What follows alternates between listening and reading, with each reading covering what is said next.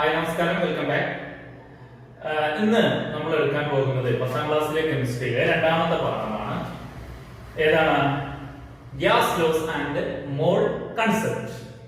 വാതക നിയമങ്ങളും മോൾ സങ്കല്പങ്ങളും. 10ാം ക്ലാസ്സിലെ കെമിസ്ട്രിയിലെ വളരെ പ്രധാനപ്പെട്ട ഒരു പാഠമാണ്. ഒരുപാട് ചോദ്യങ്ങൾ SSLC പരീക്ഷയ്ക്ക് ചോദിക്കാൻ സാധ്യതയുള്ള ഒരു ഭാഗം കൂടിയാണ്. പാഠത്തിലേക്ക് വരാം.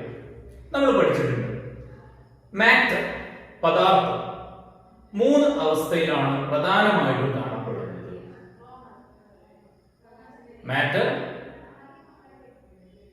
can be found mainly in 3 forms: solid, liquid and gas. ഖരം, ദ്രാവകം, വാതകം. ഖരാവസ്ഥക്കും ദ്രാവകാവസ്ഥക്കും, അതായത് സോളിഡ് സ്റ്റേറ്റ്, ലിക്വിഡ് സ്റ്റേറ്റ് ഇവയുമായി കമ്പയർ ചെയ്യുമ്പോൾ ഗ്യാസസ് മോളിക്യൂളിന്, ഗ്യാസിന്, വാതകങ്ങൾക്ക് ഒരുപാട് പ്രത്യേകതകളുണ്ട്. ഏതൊക്കെയാണ് വാതകത്തിന്റെ പ്രത്യേകതകൾ എന്ന് നമുക്ക് നോക്കാം. ഒന്നാമത്, ഓരോ വാതകത്തിലും അതിസൂക്ഷ്മമായ അനേകം തന്മാത്രകൾ അടങ്ങിയിട്ടുണ്ട്. A gas consists of a large number of minute molecules. അതിസൂക്ഷ്മമായ, വളരെ മൈന്യൂട്ട് ആയിട്ടുള്ള സ്മോൾ മോളിക്യൂൾസ് അടങ്ങിയതാണ് ഒരു വാതകം അല്ലെങ്കിൽ ഒരു ഗ്യാസ്. ഒരു വാതകത്തിന്റെ, ഒരു ഗ്യാസിന്റെ ടോട്ടൽ വോള്യവുമായി കമ്പയർ ചെയ്യുമ്പോൾ അതിന്റെ ഒരു മോളിക്യൂളിന്റെ വോളിയം വളരെ ചെറുത്. ഇപ്പൊ രണ്ടാമത്തെ പ്രോപ്പർട്ടി, രണ്ടാമത്തെ സവിശേഷത എന്ന് പറയുന്നത് when compared to the total volume of the gas, the real volume of molecule is very small. അതായത് ഒരു വാതക തന്മാത്രയുടെ വ്യാപ്തം അതിന്റെ ഗ്യാസിന്റെ വ്യാപ്തവുമായി നമ്മൾ താരതമ്യം ചെയ്യുമ്പോൾ വളരെ ചെറുതായിരിക്കും. മൂന്നാമത്തത്, വാതക തന്മാത്രകൾ സ്വതന്ത്രമാണ്. They are free to move. Therefore, they move in all directions. എല്ലാ ദിശകളിലേക്കും നിരന്തരമായി ചലിച്ചുകൊണ്ടിരിക്കും. വാതക തന്മാത്രകളുടെ ഏറ്റവും വലിയ പ്രത്യേകത they are free. അവ സ്വതന്ത്രമാണ്. അവ എല്ലാ ദിശകളിലേക്കും തുടർച്ചയായി നിരന്തരം ചലിച്ചുകൊണ്ടിരിക്കുന്നു. ഞാൻ പറഞ്ഞു, അവ നിരന്തരമായി കണ്ടിന്യൂസ് ആയിട്ട് random മോഷനിലാണ്. They are free to move. They are in a state of random motion. That means a motion without an order. Sometime in this direction, sometime in this direction, sometime in this direction. There is no preferred direction of motion of a gas molecule for a gas molecule. Therefore, due to this motion, they collide with each other and also collides with the walls of the container. That means ഈ ക്രമരഹിതമായ, ഈ random motion, അതായത് ഒരു പ്രത്യേക ദിശയിലേക്കല്ലാത്ത ചലനം കാരണം അവ എന്ത് ചെയ്യുന്നു? അവ പരസ്പരം കൂട്ടിമുട്ടുന്നു. അതോടൊപ്പം തന്നെ അവ ഉൾക്കൊള്ളുന്ന, അവ സ്ഥിതി ചെയ്യുന്ന പാത്രത്തിന്റെ, സിലിണ്ടറിന്റെ ഭിത്തികളിൽ ചെന്നിരിക്കുന്നു. They are in a state of random motion. Therefore, they collide with each other and also collide with the walls of the containing vessel or walls of the container. The whole collision is perfectly elastic. That means they do not lose their energy. അതായത് ഈ collision, കൂട്ടിമുട്ടലുകൾ പരിപൂർണമായും ഇലാസ്തിക സ്വഭാവമുള്ളവയാണ്. ഫിസിക്സിൽ പഠിക്കുന്നുണ്ട് ഇലാസ്തിക സ്വഭാവം, elasticity. അപ്പൊ പരിപൂർണമായിട്ടും ഇലാസ്തിക സ്വഭാവം ഉള്ളത് കൊണ്ട് തന്നെ, ഇലാസ്റ്റിസിറ്റി ആയതുകൊണ്ട് തന്നെ ഇവയുടെ ഊർജം, എനർജി ഒരിക്കലും എന്ത് ചെയ്യുന്നില്ല, നഷ്ടപ്പെടുന്നില്ല. അതോടൊപ്പം തന്നെ വാതക തന്മാത്രകൾ തമ്മിലും, ഈ വാതക തന്മാത്രകൾ ഉൾക്കൊള്ളുന്ന പാത്രത്തിന്റെ ഭിത്തിയും തമ്മിൽ എന്തില്ല, യാതൊരു ആകർഷണ ബലവുമില്ല. അതാണ് ഞാൻ നേരത്തെ പറഞ്ഞത്. They are free to move. That is, there is no attraction between the molecules and with the walls of the container. പരസ്പരം അട്രാക്ഷൻ ഇല്ല. അതാണ് ഒരു മോളിക്യൂള് മറ്റൊരു മോളിക്യൂളുമായിട്ട്, ഒരു തന്മാത്രക്ക് മറ്റൊരു തന്മാത്രയുമായിട്ട് യാതൊരു ബന്ധവുമില്ല. അതിങ്ങനെ ഓരോന്നായിട്ട് ഓരോ ദിശയിൽ ചലിച്ചുകൊണ്ടിരിക്കുന്നു. അങ്ങനെയാണെങ്കിൽ ഗ്യാസ് മോളിക്യൂളിന്റെ കുറച്ച് ക്യാരക്ടറിസ്റ്റിക്സ് നമുക്ക് നോക്കാം. The distance between the molecules is very large. അതായത് തന്മാത്രകൾ തമ്മിലുള്ള അകലം എന്തായിരിക്കും? വളരെ കൂടുതലായിരിക്കും. രണ്ടാമത്, തന്മാത്രകളുടെ ചലന സ്വാതന്ത്ര്യം അല്ലെങ്കിൽ ഫ്രീഡം ഓഫ് മോഷൻ വളരെ കൂടുതലാണ്. അതുപോലെ തന്നെ ചലന സ്വാതന്ത്ര്യം അതായത് വളരെ കൂടുതലാണ്. Attractive force between the molecule, തന്മാത്രകൾ തമ്മിലുള്ള ആകർഷണ ബലം വളരെ കുറവാണ്. അപ്പൊ ഗ്യാസിന്റെ കുറിച്ചിട്ട്, വാതകങ്ങളെ കുറിച്ചിട്ട് നമ്മൾ മനസ്സിലേക്ക് വരുമ്പോ എന്താണ്? അവ തമ്മിൽ യാതൊരു ആകർഷണ ബലവുമില്ല, അട്രാക്റ്റീവ് ഫോഴ്സ് ഇല്ല, ഫ്രീ ആണ്, എങ്ങനെ എങ്ങോട്ട് വേണമെങ്കിലും മൂവ് ചെയ്യാം. ചലന സ്വാതന്ത്ര്യം വളരെ കൂടുതലാണ്, സ്വതന്ത്രമായി ചലിക്കുന്നവയാണ്. തന്മാത്രകൾ തമ്മിലുള്ള അകലം വളരെ കൂടുതൽ. നേരെ മറിച്ച് സോളിഡിലും ലിക്വിഡിലൊക്കെ ആണെങ്കിൽ ക്ലോസ്ലി പാക്ഡ്, വളരെ അടുത്തായിരിക്കും സ്ഥിതി ചെയ്യുന്നത്. അടുത്ത നമ്മൾ ഡിസ്കസ് ചെയ്യാൻ പോകുന്നത് വോളിയം ഓഫ് എ ഗ്യാസ്, വാതകത്തിന്റെ വ്യാപ്തം. ഒരു വാതകത്തിന്റെ വ്യാപ്തം അല്ലെങ്കിൽ ഒരു ഗ്യാസിന്റെ വോളിയം എന്ന് പറയുന്നത് ഞാൻ നിങ്ങൾക്ക് ഒരു കണ്ടെയ്നർ, ആ കണ്ടെയ്നർ നിറയെ ഗ്യാസ്, എന്തായിരിക്കും ആ ഗ്യാസിന്റെ വോളിയം? ആ കണ്ടെയ്നറിന്റെ വോളിയത്തിന് ഈക്വൽ ആണ്. നമ്മൾ എന്ത് ചെയ്തു? ഒരു ബലൂൺ എടുത്തു, ആ ബലൂൺ ഊതി വീർപ്പിച്ചു, ഒരു ഗ്യാസ് ഫിൽ ചെയ്തു. അപ്പൊ എന്താണ് അതിലുള്ള ഗ്യാസിന്റെ വോളിയം? ആ ബലൂണിന്റെ വോളിയം. ആ ബലൂൺ എത്ര വരും? ആ ബലൂണിനെ നമ്മൾ എന്ത് ചെയ്തു? ആ ബലൂണിനെ നമ്മൾ ഒരു വലിയ ഒരു സിലിണ്ടറിന്റെ വായുഭാഗത്ത് തുറന്നു വെച്ചു. അതിലുള്ള ഗ്യാസിനെ മുഴുവൻ നമ്മൾ സിലിണ്ടറിൽ നിറച്ചു. No, what is the volume of the gas? എന്തായാലും ഇപ്പൊ വാതകത്തിന്റെ വ്യാപ്തം സിലിണ്ടറിന്റെ വ്യാപ്തമാണ്. അപ്പൊ വാതകത്തിന്റെ വ്യാപ്തം എന്ന് പറയുന്നത് അത് ഉൾക്കൊള്ളുന്ന പാത്രത്തിന്റെ വ്യാപ്തത്തിന് തുല്യമാണ്. അതായത് വാതകത്തിന് എന്തില്ല? നിശ്ചിത വ്യാപ്തമില്ല. ഇപ്പൊ ഈ ഒരു ക്ലാസ് റൂമാണ്. ഈ ക്ലാസ് റൂമിന്റെ ഉള്ളിലുള്ള വാതകത്തിന്റെ വ്യാപ്തം എന്താണ്? ഈ ക്ലാസ് റൂമിന്റെ വ്യാപ്തത്തിന് തുല്യമാണ്. ഞാൻ എന്ത് ചെയ്തു? ഒരു വാക്വം പമ്പ് എടുത്തിട്ട് ഇതിന്റെ ഉള്ളിലുള്ള മുഴുവൻ വാതകത്തെയും ഞാൻ പുറത്തേക്ക് കഴിഞ്ഞാൽ മറ്റൊരു ചെറിയ പാത്രത്തിലേക്ക് നിറച്ചാൽ വാതകത്തിന്റെ വ്യാപ്തം എന്തായി? വാതകത്തിന്റെ വ്യാപ്തം ആ പാത്രത്തിന്റെ വ്യാപ്തത്തിന് തുല്യമായി. അപ്പൊ വാതകത്തിന് നിശ്ചിത വ്യാപ്തമില്ല. അപ്പോ the volume of a gas is equal to the volume of the container which occupies. വാതകം എവിടെയാണോ ഉൾക്കൊള്ളുന്നത്, ഏത് പാത്രത്തിലാണോ ഉള്ളത്, ആ പാത്രത്തിന്റെ വ്യാപ്തമായിരിക്കും എന്ത്? വാതകത്തിന്റെ വ്യാപ്തം എന്നറിയപ്പെടുന്നത്. Next, pressure of A gas. വാതകത്തിന്റെ മർദ്ദം. അപ്പൊ നമ്മൾ പറഞ്ഞു എന്താണ് വാതകത്തിന്റെ മർദ്ദം? പ്രഷർ, വാതകം പ്രയോഗിക്കുന്ന പ്രഷർ എന്താണ്? ഒരു ഗ്യാസിന്റെ പ്രഷർ എന്താണ്? ഒരു ചെറിയ എക്സാമ്പിൾ ശ്രദ്ധിക്കുക. ഇതൊരു കണ്ടെയ്നറാണ്. ഈ കണ്ടെയ്നറിന്റെ ഉള്ളില് ഒരുപാട് വാതക തന്മാത്രകളുണ്ട്. ഞാൻ പറഞ്ഞു ഈ വാതക തന്മാത്രകൾ നിരന്തരം ചലിച്ചുകൊണ്ടിരിക്കും. They are in a state of random motion. Therefore, they collide with the walls of the containing vessel. അവ എന്ത് ചെയ്യുന്നു? അവ ഉൾക്കൊള്ളുന്ന പാത്രത്തിന്റെ വശങ്ങളിൽ ചെന്നിടിക്കുന്നു. Therefore, they exert a force. ഇവ ചെന്നിടിക്കുമ്പോൾ ഈ വശങ്ങളിൽ എന്ത് ചെയ്യുന്നു? ഒരു ബലം പ്രയോഗിക്കുന്നു.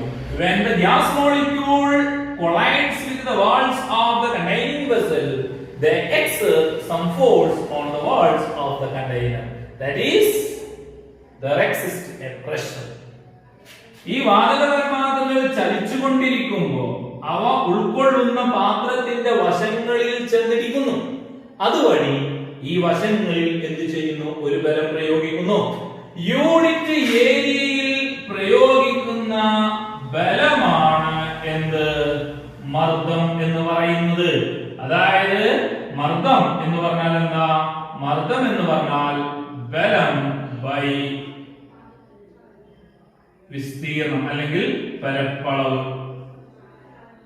അപ്പൊ യൂണിറ്റ് പരപ്പളവിൽ അനുഭവപ്പെടുന്ന ബലം വാതക തന്മാത്രകൾ അവ ഉൾക്കൊള്ളുന്ന പാത്രത്തിന്റെ വശങ്ങളിൽ ചെന്നിടിക്കുമ്പോൾ പ്രയോഗിക്കുന്ന യൂണിറ്റ് പരപ്പളവിൽ പ്രയോഗിക്കുന്ന ബലത്തിനെയാണ് നമ്മൾ എന്ന് പറയുന്നത് മർദ്ദം. When the gas molecule collide with the walls of the container, there exert a force, and the force exerted by the gas molecule per unit area is known as the pressure of a gas.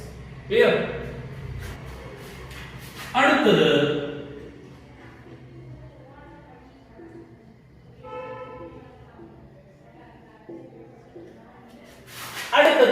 temperature അല്ലെങ്കിൽ താപനില. What is the temperature of a gas? I already told you that the gas molecule or the molecule of a gas in a container are in a state of random motion. Therefore, they possess kinetic energy. The average kinetic energy of the gas molecule in a container is represented by a term temperature. അപ്പോൾ ഒരു കണ്ടെയ്നറിന്റെ ഉള്ളിലുള്ള വാതകം നിരന്തരം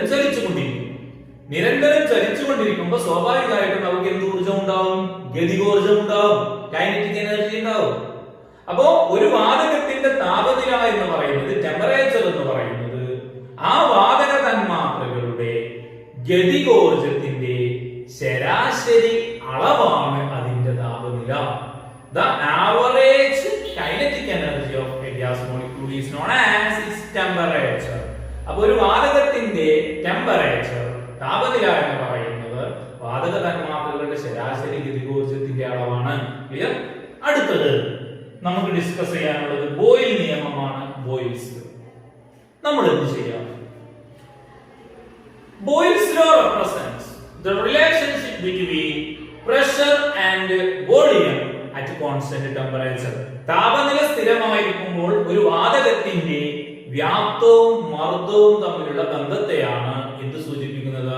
boil നിയമം സൂചിപ്പിക്കുന്നത്. ഒരു വാതകത്തിന് ഒരു വാതകത്തിന്റെ 3 ഫിസിക്കൽ ക്വാണ്ടിറ്റി, അതായത് ഒരു വാതകത്തെ കുറിച്ച് നമ്മൾ പറയുമ്പോൾ, ഗ്യാസിനെ കുറിച്ച് നമ്മൾ ഡിസ്കസ് ചെയ്യുമ്പോൾ 3 കാര്യങ്ങൾ നമ്മൾ അറിഞ്ഞിരിക്കണം. ഒന്ന് അതിന്റെ പ്രഷർ, മർദ്ദം P, അതിന്റെ വ്യാപ്തം വോളിയം V, അതിന്റെ ടെമ്പറേച്ചർ, താപനില T. പ്രഷർ, മർദ്ദം P, വ്യാപ്തം വോളിയം V, ടെമ്പറേച്ചർ T. ഈ 3 കാര്യങ്ങൾ അറിഞ്ഞിരിക്കണം. ഇനി നമ്മൾ എന്ത് ചെയ്യാം? ഒരു ചെറിയ എക്സാമ്പിൾ. അതായത് നമ്മൾ എന്ത് ചെയ്യുന്നു? ഒരു ബലൂണില് കാറ്റ് നടക്കും. എന്നിട്ട് ആ ബലൂണിനെ നമ്മൾ സാധാരണ പോലെ നമ്മൾ കൈ കൊണ്ട് ഇങ്ങനെ അമർത്തും. സ്വാഭാവികമായിട്ടും അതിന്റെ വോളിയം, വ്യാപ്തം എന്ത് ചെയ്യും? നമ്മൾ ഇങ്ങനെ ഒരു ബലൂൺ ഇത്രണ്ട് നമ്മൾ കൈ കൊണ്ട് ഇങ്ങനെ അമർത്തുമ്പോ അതിന്റെ വ്യാപ്തം എന്ത് ചെയ്യുന്നു? കുറയുന്നു. അതിന്റെ വോളിയം കുറയുന്നു, ഡിക്രീസ് ചെയ്യുന്നു. അപ്പൊ നമ്മളിങ്ങനെ അമർത്തുമ്പോ പ്രഷർ എന്താ ചെയ്യാ? കൂടുക ചെയ്യുക അല്ലെ? നമ്മൾ പ്രയോഗിക്കുന്ന ബലം കൂടുതലേ. അപ്പൊ പ്രഷർ കൂടുമ്പോ വ്യാപ്തം എന്ത് ചെയ്യുന്നു? കുറയുന്നു. മർദ്ദം കൂടുമ്പോ വ്യാപ്തം കുറയുന്നു. അല്ലെങ്കിൽ പ്രഷർ ഇൻക്രീസ് ചെയ്യുമ്പോ വോളിയം എന്ത് ചെയ്യുന്നു? ഡിക്രീസ് ചെയ്യുന്നു. എപ്പോ? when temperature is a constant.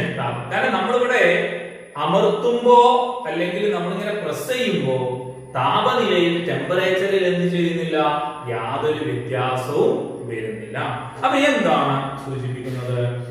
താപനില സ്ഥിരമായിരിക്കുമ്പോൾ ഒരു വാതകത്തിന്റെ മർദ്ദം കൂടുന്തോറും വ്യാപ്തം എന്ത് ചെയ്യുന്നു?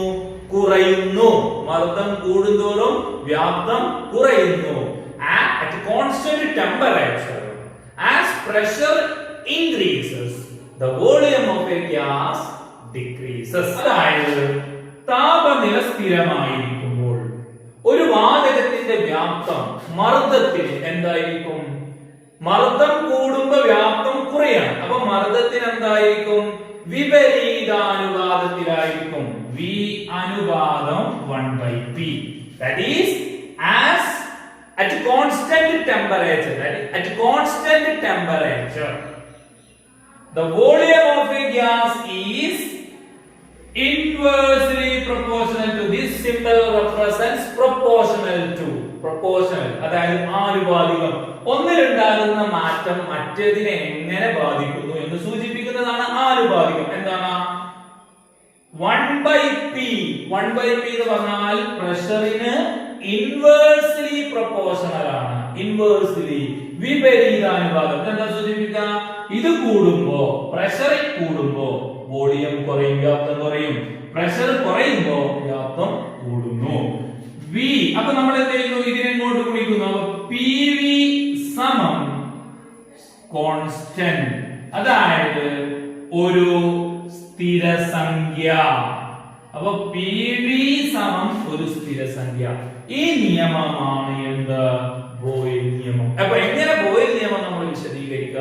At constant temperature, boils law States that at constant temperature the volume of a particular mass of a gas is inversely proportional to the pressure of the gas. താപനില സ്ഥിരമായിരിക്കുമ്പോൾ ഒരു നിശ്ചിത മാസ് വാതകത്തിന്റെ വ്യാപ്തം അതിന്റെ മർദ്ദത്തിന് വിപരീതാനുപാതത്തിലായിരിക്കും. The volume of a gas is inversely proportional to its pressure.